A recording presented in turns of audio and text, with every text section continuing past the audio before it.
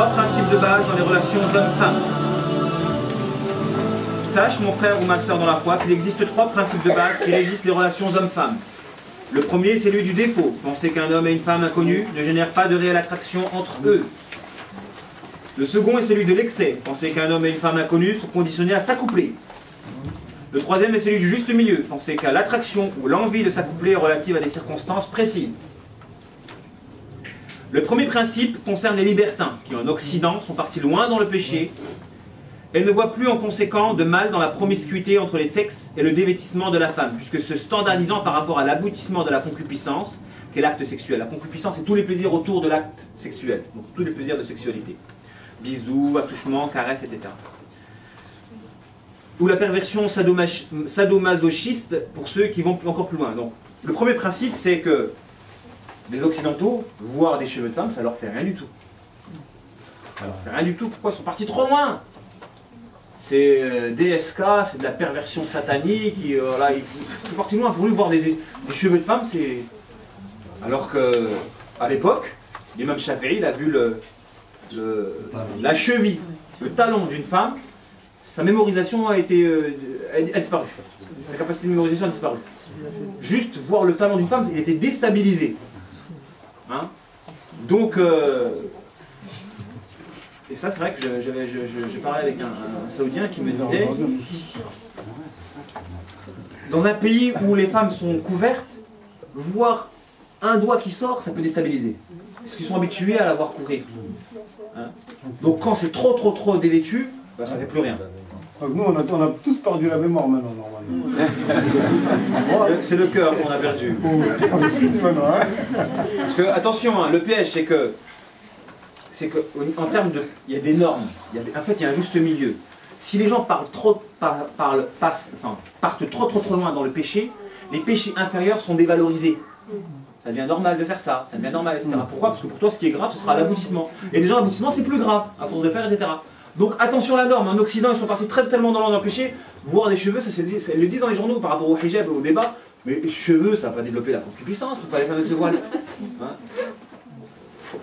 Donc pour eux, parce qu'ils sont partis trop loin dans la perversion, et ça donc c'est la philosophie hédoniste occidentale qui veut que on encourage la promiscuité entre les hommes et les femmes afin d'être libertin, et voilà, ça part dans tous les sens. Déjà à l'époque, en vrai, je parle de la femme. Donc la mixité n'est pas interdite dans le Coran et la Sunna, puisque les hommes et les femmes partageaient un espace commun au temps du prophète sallam. Les femmes étaient derrière, les hommes étaient devant la mosquée, dans les marchés il y avait une mixité, les femmes participaient aux cours, au khutbah de Jumu'ah, etc. Donc il y avait une forme de mixité, mais réglementée. Réglementée dans le sens où un jour le prophète à la sortie d'une mosquée, il a vu les femmes mélanger avec les hommes, il s'est mis en colère. Cette mixité-là, non. C'est-à-dire que là, elle est réglementée, il y a les hommes devant, les femmes derrière. C'est une mixité certes, mais organisée. Pas mélangé. Oui. Moi j'ai posé la question à un frère, parce que justement je suis vachement d'accord avec toi. Parlez plus fort s'il vous plaît. Ouais, alors il paraît que la mixité en islam, il n'y a pas de hadith qui interdise les hommes et les femmes de se mélanger, sauf que la dernière femme du prophète, Mohammed, la plus jeune, a dit après sa mort, plusieurs années après sa mort, si le prophète Mahomet avait vu le comportement des hommes et des femmes, parce qu'à cette époque-là, il n'y avait pas la mixité, il aurait interdit aux femmes d'aller à la mosquée. Donc, là, on est quand même en 2013. Voilà, après ça, c'est du débat juridique. C'est vrai qu'Aïcha a dit ça, mais Ibn Omar l'a contredit en disant que personne n'interdit une chose que le prophète n'a pas interdit. Parce que le prophète a dit n'interdisez pas une femme de venir à la mosquée. Quand le prophète dit une chose, tout le monde se tait. Qui que ce soit son degré, etc. Donc ça, le prophète a dit n'interdisez pas aux femmes de la mosquée. Ibn Omar, elle a dit laissez les femmes aller à la mosquée. Que personne n'a interdit, c'est le prophète qui l'a dit. Mais c'est vrai qu'Aïcha était partisan du fait qu'on ne devait même pas laisser les femmes aller à la mosquée. Donc, il y a des divergences, il y a des savants qui disent que la mixité est interdite. On la respecte. Ils ont leur argument, ça peut mener, c'est vrai, parfois à de la perversion, s'il y a des gens qui sont mal intentionnés, qui sont mauvais, c'est vrai. Nous, on suit le Coran et la Sunna. À l'époque, c'était pas interdit. Dans des cas, il faut l'interdire, quand on n'a que des gens pervers, mauvais, etc. Oui, dans ce cas-là, il faut l'interdire, parce qu'on ne doit pas encourager le mal. Mais si on revient au Coran et à la Sunna, elle n'est pas interdite. Il n'y a aucun verset du Coran, aucun hadith qui n'interdit la mixité. Tant qu'elle respecte le Coran et la Sunna. Voilà. Qu'elle reste à la maison, Non. Peut-être on peut juste ajouter une chose, c'est qu'en fait, même pour certains juristes qui interdisent la mixité, ils considèrent que dans un espace, dans une même salle, s'il y a des hommes et des femmes, avec les femmes dans un endroit et les femmes de l'autre côté, ils considèrent que c'est pas de la mixité, parce qu'à l'époque du prophète, c'est comme ça qu'ils faisaient la prière. Donc, même, par exemple, le muhaddis Cheikh Al-Albani qui a des positions assez claires sur la mixité qui l'interdit, lui il voyait que dans les mosquées il fallait enlever les murs parce qu'à l'époque du prophète il n'y avait pas de séparation entre les hommes et les femmes et parce qu'il considère que ça c'est pas de la mixité. Donc il y a aussi une justesse à avoir dans les termes, dans l'irtirat, de savoir où tu le poses et où tu le poses pas. En fait. Très bien. Vous voyez qu'à l'heure d'aujourd'hui il y a un problème dans la communauté musulmane, c'est qu'il y a, on va dire, il y a aucune mosquée au sens authentique du terme où les femmes vont prier derrière les hommes, c'est peut-être un scandale. Mais il n'y avait pas à l'époque du prophète un deuxième étage. Hein.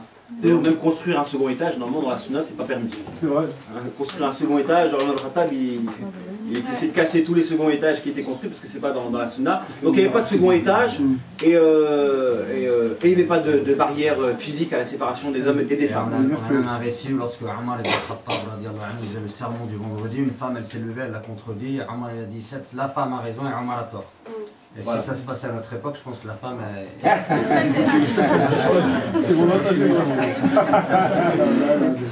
C'est très vrai.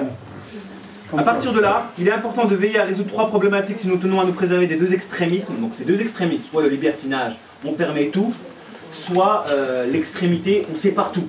Ça c'est deux extrémismes. Nous, là, on est le comité de juste milieu, on est entre les deux. Il faut remédier à trois problèmes. La laideur spirituelle de focaliser, de convoiter, de pratiquer l'illicite au niveau de la dimension sexuelle. Donc si on a des gens qui sont pervers parce qu'ils focalisent que sur la dimension sexuelle, ça ne va pas aller la mixité. Elle ne va pas aller. Donc les gens ils seront malades, ils ne pourront même pas écouter un cours. Hein, c'est le fameux torticolis. Les gens, comment ils peuvent se retourner derrière en regardant un cours de devant? Il y a des gens, ils arrivent, je me rappelle, je donnais un cours, et un frère, au lieu de mettre la chaise face à moi, il a mis la chaise comme ça. Pourquoi tu es comme ça, la tête elle est comme ça? Pour écouter mon cours, la personne était comme ça. Réoriente-toi comme ça, mon frère. Le contexte de faiblesse qui peuvent mener à l'illicite, donc essayez de ne pas se mettre dans des contextes de faiblesse. La complication du halal et la normalisation du célibat. Pas compliquer le halal. Ne compliquez pas le halal, facilitez le halal. Et n'essayez de ne pas normaliser le célibat. Quand vous voyez quelqu'un de célibataire, ça devrait vous choquer. Vous tous, vous avez quelqu'un autour de vous qui est célibataire, ça a un problème.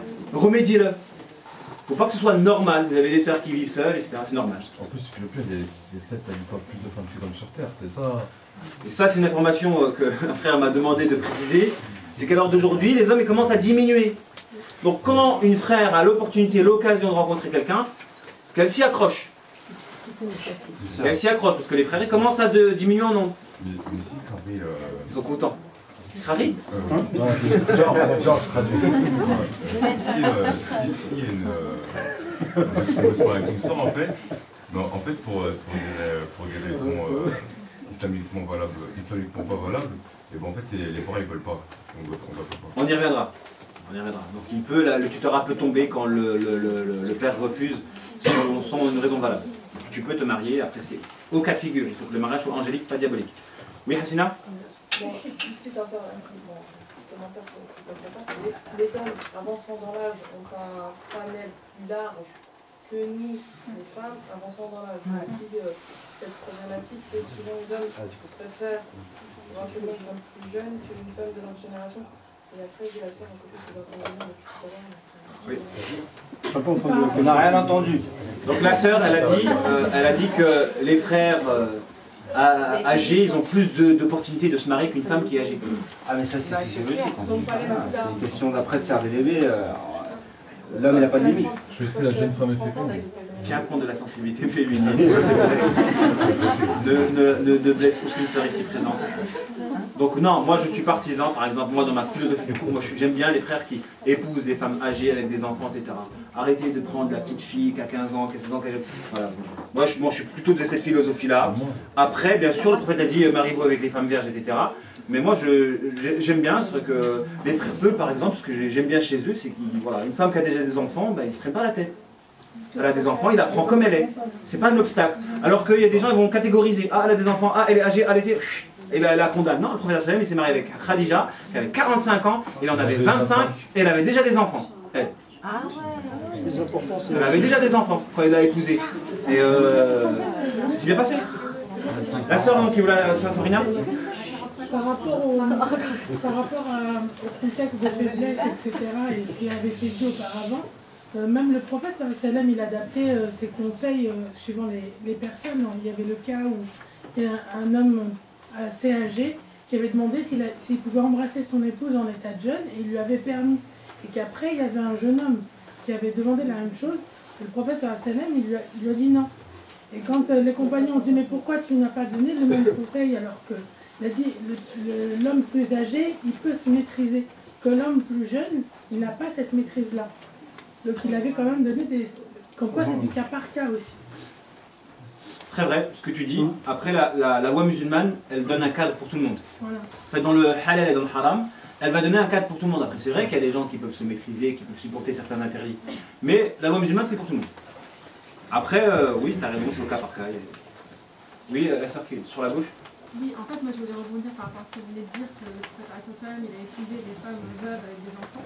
Et tout à l'heure, vous avez parlé de la féminité, et que le couple, c'est deux éléments qui ont un équilibre.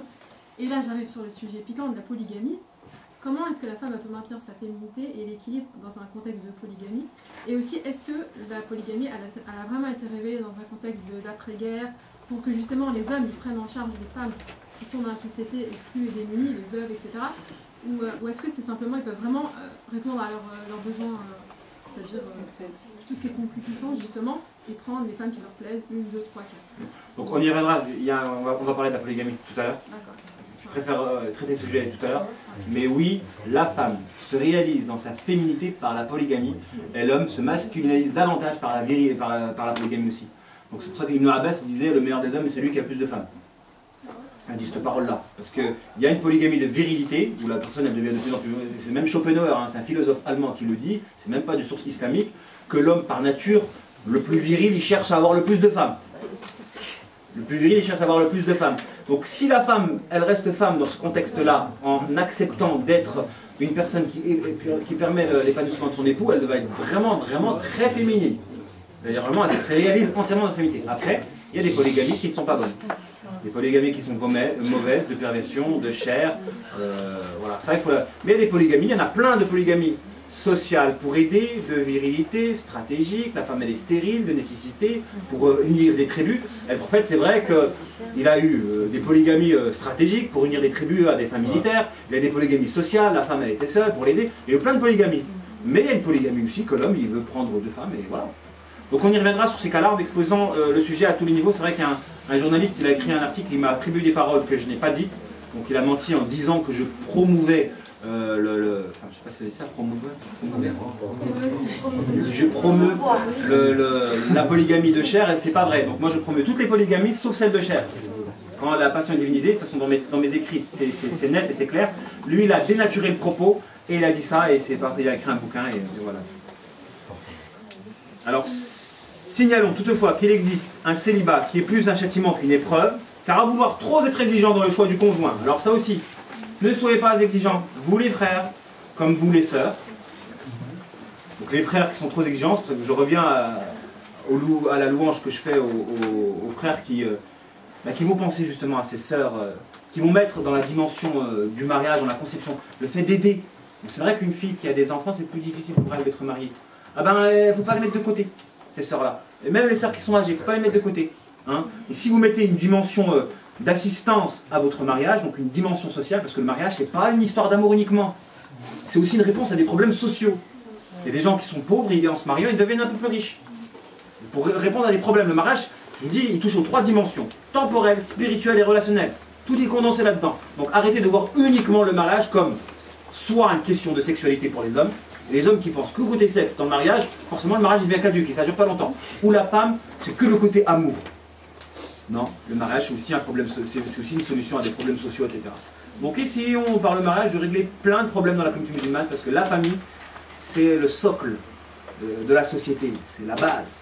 Si on a de bonnes familles, on aura une communauté qui sera forte. Mais si on a une famille déchirée, comme c'est le cas d'aujourd'hui, ben on va avoir une communauté qui sera déchirée. À vouloir trop idéaliser le mariage, donc pour les sœurs, elle idéalise trop et à trop idéaliser, bah, tu ne l'obtiendras pas. Et à être trop noyé dans le péché de la masturbation, donc il y a des gens après, ils sont abonnés à cette pratique-là, et de relations extra-conjugales. Allah nous privera indubitablement des bienfaits du halal, car l'accomplissement d'un mal en toute volonté nous prive toujours du bien contraire.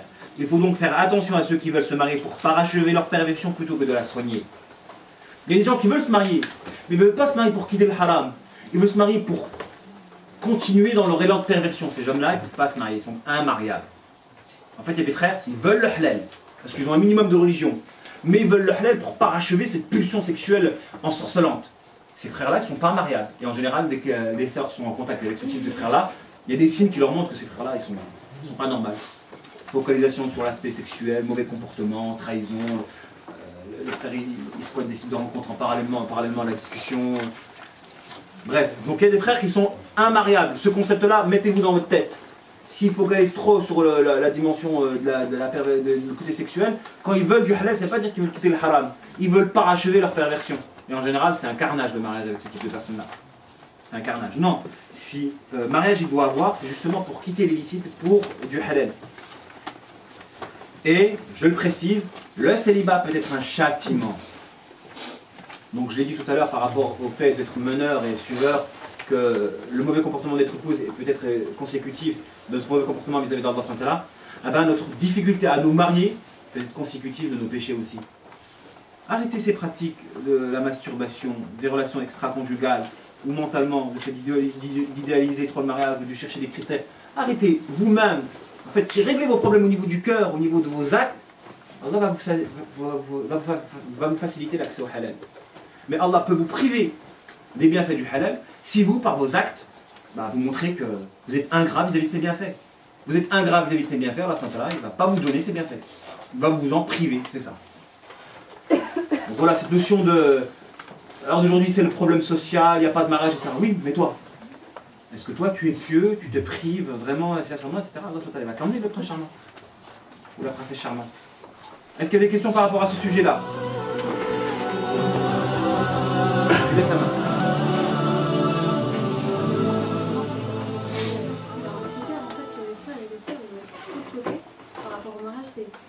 Ils cherchent pas, par exemple, si un frère il veut faire une muqabala avec une sœur ou le contraire, ils ne recherchent pas est-ce que la sœur elle est pieuse ou est-ce qu'il est pieux.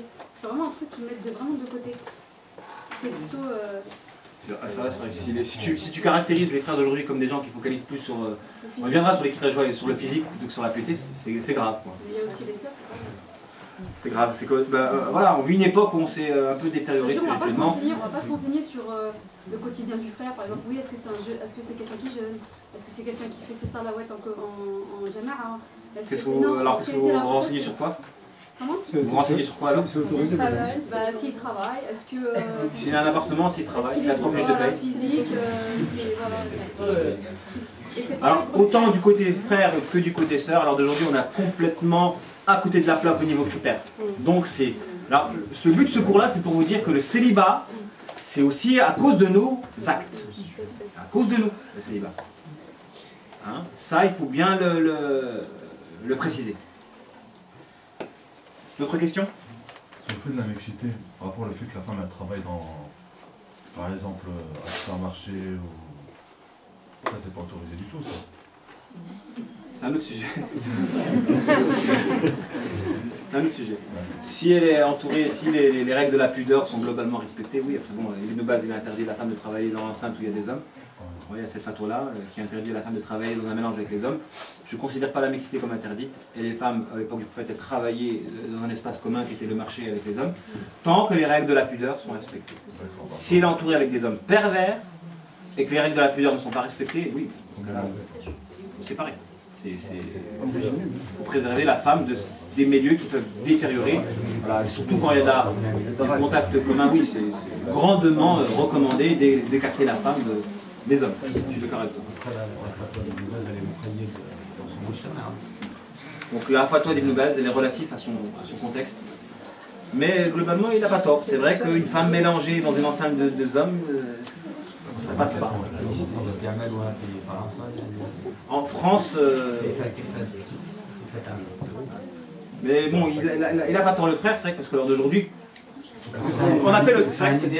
Il a posé une bonne question. Parce que à l'heure d'aujourd'hui, les gens, ils sont, quand je me dis, dans le fantasme puissant. fantasmes au niveau de la conscience, ils sont vraiment pervers. Donc qui dit proximité dit directement des idées néfastes, négatives. Donc c'est clair que exposer la femme à un contexte comme ça, c'est suicidaire. C'est dans ce sens-là où il a raison. Mais à la base, globalement, non. La femme, elle peut partager un espace commun avec un homme tant que les règles de la pudeur sont respectées. Mais je dis, on vit en France, et la France est un pays où l'hédonisme bat ses ailes, etc. Donc c'est la porte ouverte à tout, et il n'y a que des gens pervers, et ils font que des films, etc. Donc c'est nuisible pour la spiritualité de la sœur que de la faire mélanger avec des hommes. J'irai même pas jusque là, j'irai même dans les transports. Même moi, j'évite de rentrer dans les bus et dans les métros. Si je peux éviter, j'évite. Hein, des fois, j'ai pas... Parce que je supporte pas les ondes négatives des gens, les regards qui se posent. Et moi, je suis un homme pourtant. Mais j'évite parce que, attention, il y a des regards, et dans les regards, il y a des diables qui se véhiculent, etc. Donc quand vous avez des gens qui focalisent sur vous, qui essaient d'établir une connexion mentalement, pour vous introduire, bon, ça c'est notre histoire. Alors dans le travail, avec partage de l'espace commun, dans la durée,